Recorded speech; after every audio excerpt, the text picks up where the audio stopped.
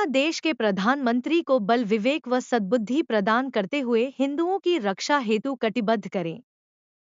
विषय बांग्लादेश में इस्लामिक आतंकियों चरमपंथियों द्वारा हिंदुओं के मंदिर, जान माल व संपत्ति को क्षति पहुंचाने के संबंध में महोदय, ज्ञातव्य हो कि पड़ोसी देश बांग्लादेश समेत भारत के विभिन्न क्षेत्रों में इस्लामिक माल व संपत्ति को निरंतर क्षति पहुंचाया जा रहा है। इसके लेकर पूरे हिंदू जनमानस में भारी आक्रोश है। अतः इस संदर्भ में आपको समक्ष हिंदू समाज की 6 सूत्रीय मांग कुछ इस प्रकार है। देश के गहार जो फर्जी दस्तावेज, पहचान पत्र बनाकर रोहिंग्या मुसलमान को पनाह दे रहे हैं, उन्हें चिन्हित करके रासुका के तहत कार्यवाही की जाए।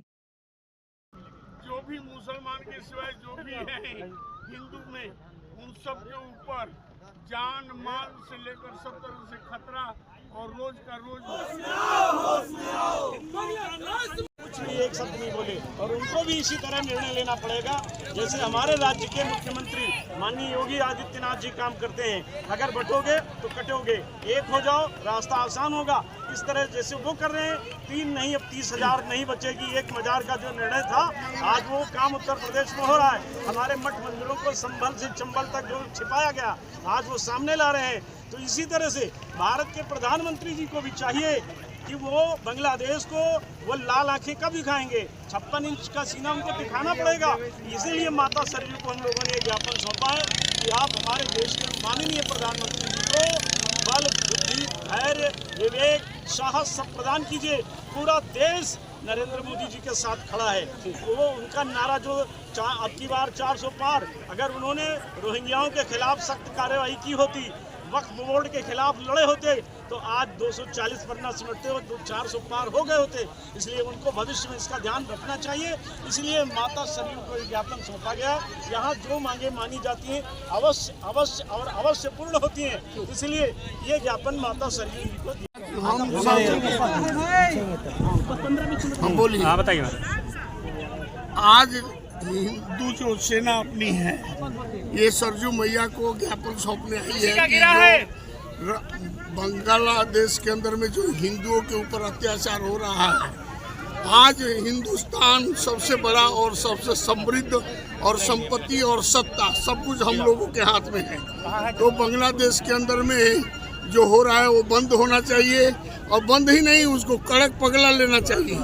और यहाँ तक मैं कहता हूँ कि रोहिंग्या को यहाँ से निकाला जाए, नहीं तो ये देश के अंदर में रोहिंग्या भर जाएंगे सब चारों तरफ से। तो फिर हिंदू कहाँ रहेंगे? हिंदू का देश कौन है? एक ही देश है हिंदुस्तान, और उसमें जो हमारे नजदीक में रहने वाले एशिया खंड के, उसमें भी मतांतर है। तो हम अपने को संपत्ति और संबल से धरती माता को बचाना है, भारत माता को बचाना है, और हिंदू सनातन धर्म को बचाना है। तो हिंदुओं को एक होना पड़ेगा। विश्व के हिंदू एक होंगे, और मेरे को पूरा विश्वास है कि भारत के हिंदू एक हो रहे हैं, एकता जग रहा है, और ये सफलता मिलते जा रहा है। नरेंद्र मोदी जी को इतना कहना है कि योगी जी जिस तरह से निर्णय ले रहे हैं, उसी तरह से निर्णय आप भी राष्ट्र के अंदर में वहाँ पर दिल्ली में लीजिए। देखिए सबके सब जय जयकार हो जाएगा। और हिंदू सनातन धर्म सबके, किसी धर्म का विरोध नहीं है, सब अच्छी तरह से रहें, लेकिन अच्छी तरह से रहें। माइंड अपना बैठ गलत न करे, गलत माइंड करेंगे तो उसका परिणाम ठीक नहीं होगा। सब अच्छा अपने ड्यूटी पर अपने सब लोग रहें। जो हम लोग को किसी से विरोध नहीं, राष्ट्र का अनहित करेगा, विश्व का अनहित करेगा, वो हमारे सनातन हिंदू धर्म का सबसे बड़ा दुश्मन है। किसी भी तरह से उसका हम लोग नाश चाहते हैं।